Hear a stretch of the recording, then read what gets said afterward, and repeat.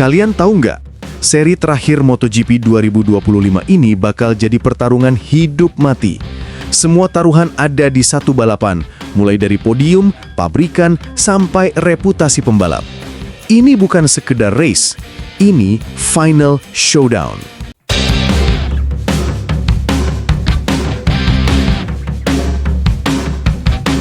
Kali ini kita bakal bahas momen paling menegangkan di musim MotoGP 2025, seri terakhir di sirkuit Valencia. Artikel resmi MotoGP bilang, everything on the line in the final showdown. Artinya, semua hal penting akan ditentukan di sini.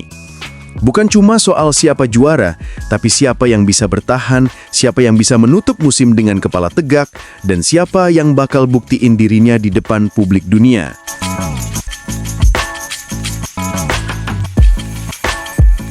Setiap musim, Valencia selalu jadi panggung penutup MotoGP. Tapi tahun ini atmosfernya beda. Bukan hanya satu, tapi beberapa gelar dan posisi klasemen masih terbuka. Ada 6 pembalap berbeda yang sudah menang di musim ini, menunjukkan betapa ketatnya persaingan. Dan sekarang, seri terakhir ini bisa nambah 1 nama lagi ke daftar pemenang musim 2025. Selain itu, beberapa tim seperti Honda dan Yamaha masih punya misi besar buat rebut posisi penting di klasemen pabrikan dan konsensi. Jadi jangan salah, setiap poin di Valencia bisa ubah segalanya. Salah satu fokus utama di seri ini adalah perebutan posisi 3 besar di klasemen pembalap. 2 nama besar asal Italia, Marco Bezzecchi dan Francesco Bagnaia, masih saling sikut buat amankan podium akhir musim. Bezzecchi datang ke Valencia dengan kepercayaan diri tinggi setelah tampil impresif di beberapa balapan terakhir. Sementara Bagnaia, meski tampil lebih konsisten, menghadapi tekanan besar karena performanya di paruh kedua musim belum maksimal. Satu kesalahan kecil di Valencia bisa menentukan siapa yang akan mengakhiri tahun ini sebagai top 3 dunia MotoGP.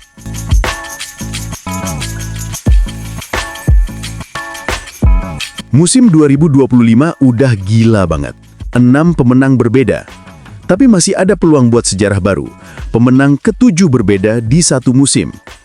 Nama-nama seperti Pedro Acosta, Fermin Aldegur, dan Fabio Quartararo masih sangat mungkin bikin kejutan besar di Valencia. Bayangin, pembalap muda kayak Acosta bisa tutup debut musimnya dengan kemenangan, itu bakal jadi headline besar di seluruh dunia. Dan buat Aldegur, kemenangan di Valencia bisa jadi penegasan. Dia bukan cuma rookie cepat, tapi juga calon bintang masa depan. Sementara Quartararo masih lapar podium dan punya motivasi tinggi buat buktiin performa Yamaha. Sekarang kita bahas perang di level pabrikan dan konsensi. Honda musim ini berjuang keras buat naik level dari konsensi D ke C. Mereka butuh setidaknya 9 poin lagi, dan Valencia jadi satu-satunya kesempatan terakhir buat mencapainya. Joan Mir, Zohan Zarco, dan Luca Marini punya misi besar buat tutup musim dengan hasil terbaik. Kalau mereka berhasil, Honda bisa dapat keuntungan teknis besar musim depan, seperti lebih banyak tes privat dan pengembangan mesin yang lebih fleksibel. Jadi jangan anggap remeh hasil mereka di Valencia. Setiap posisi finish bakal menentukan masa depan tim raksasa itu. Selain Honda, Ducati dan Aprilia juga punya target mempertahankan posisi pabrikan teratas. Persaingan antar merek ini bakal jadi duel tersendiri di balik layar. Dan inilah yang bikin final musim ini benar-benar panas. Sirkuit Ricardo Tormo Valencia punya karakteristik unik. Lintasan pendek, tikungan sempit, dan sedikit lintasan lurus panjang.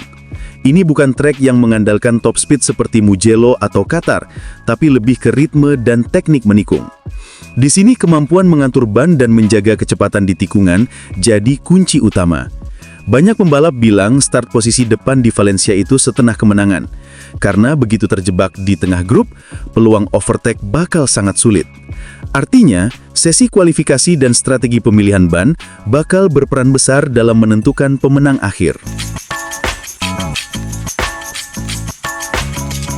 Siapa pembalap yang bisa bikin kejutan di Valencia? Selain nama besar, beberapa rider tengah seperti Brad Binder dan Enea Bastianini bisa aja curi panggung di akhir musim. Binder dikenal punya gaya agresif di tikungan sempit, cocok banget sama karakter sirkuit ini. Sementara Bastianini, kalau motornya fit, bisa tampil mengejutkan di akhir musim.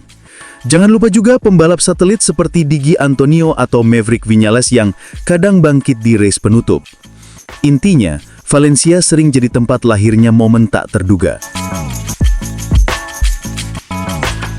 Balapan terakhir bukan cuma soal siapa juara. Buat sebagian pembalap, ini momen perpisahan dengan tim lama atau bahkan kesempatan terakhir sebelum kontrak baru musim depan. Ada yang ingin tutup tahun dengan kemenangan, ada juga yang cuma ingin bukti bahwa mereka layak bertahan. Untuk tim, ini momen evaluasi. Motor mana yang stabil, strategi mana yang berhasil, dan apa yang harus dibenahi sebelum musim 2026 dimulai. Bisa dibilang, Valencia bukan akhir, tapi awal cerita baru. Jadi kesimpulannya, MotoGP 2025 ditutup dengan ketegangan yang luar biasa. Semua pihak punya sesuatu yang dipertaruhkan, pembalap, tim, pabrikan, bahkan fans di seluruh dunia. Satu seri terakhir, satu kesempatan, satu sejarah baru. Jadi pastikan kamu nonton race-nya dan siap lihat siapa yang benar-benar berani taruh sejalannya di garis akhir. Kalau kamu suka pembahasan kayak gini, jangan lupa tekan like, subscribe, dan aktifin loncengnya biar nggak ketinggalan bahasan MotoGP terbaru. Sampai ketemu di video berikutnya, gas terus dan nikmati balapan penutup paling panas tahun ini.